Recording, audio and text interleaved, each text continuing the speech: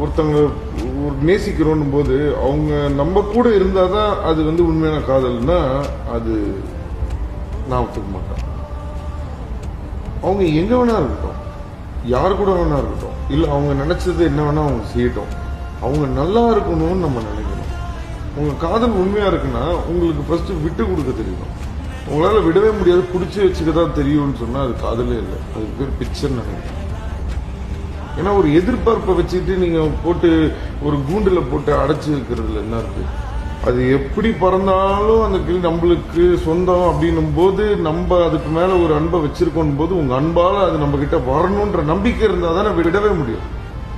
விடவே முடியலன்னா அப்ப அது காதலே இல்லை. ஆக மொத்தம் அந்த காதல் அழிவதில்லைங்கிறீங்க. காதல் என்னைக்குமே அழிவதில்லை. இல்ல நான் கேக்குறது அந்த காதல் அழிவதில்லையான்னு. காதல் அழிவதில்லை, அந்த காதலர்கள் தான் அப்பப்போ அழிஞ்சிடறாங்க.